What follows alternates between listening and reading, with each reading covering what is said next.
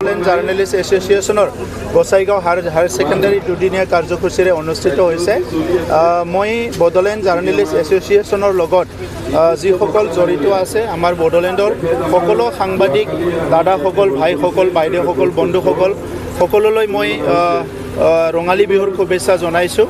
আৰু আমাৰ নৱপ্ৰজন্ম যিসকল সাংবাদিক আহি আছে আৰু ছিনিয়ৰ যিসকল আমাৰ জাৰ্নেলিষ্ট আছে, একেলগে এই আয়োজন কৰা এই সভাত মই বিশ্বাস কৰিছোঁ যে বহুখিনি শিকিব লগা, জানিব লগা কথাবিলাক আমাৰ নৌপুৰাণী সাংবাদিকসকলে শিকিবলৈ পাব আৰু সমাজখন আগুৱাই নিয়াৰ ক্ষেত্ৰত, অঞ্চলটো আগুৱাই নিয়াৰ ক্ষেত্ৰত, দেশখন আগুৱাই নিয়াৰ ক্ষেত্ৰত আৰু আমাৰ অঞ্চলৰ ভাল বেয়া পৰিৱেশবিলাক ৰাইজৰ আগত দাঙি ধৰা বা চৰকাৰৰ ওচৰত দাঙি ধৰাত আপোনালোকে আৰু অধিক সফল হ'ব, মই সেইটো কামনা কৰিছোঁ।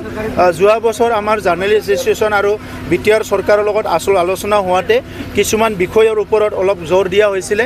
এই প্ৰত্যেকটো বিষয়টো মই লিপিবদ্ধ কৰি ৰাখিছোঁ আৰু এই অধিৱেশনৰ পিছতে জাৰ্নেলিষ্ট এছ'চিয়েশ্যনত লগত বহি পেলাই এই সমস্যাখিনি সমাধান কৰাৰ কাৰণে বিটিআৰ চৰকাৰে আমি দায়িত্ব ল'ম। সাংবাদিকৰ গাড়ীটো ফ্ৰী কৰিবলৈ কৈ দিম আৰু লগতে গেষ্ট হাউচত যিটো কথা কোৱা হৈছিলে যে আধা মানে ফিজত তাতে থকা বা খোৱাটো কৰিব লাগে, এই দুটা কাম মই সোনকালে কৰি দিম। ঠিক আছে, থেংক ইউ।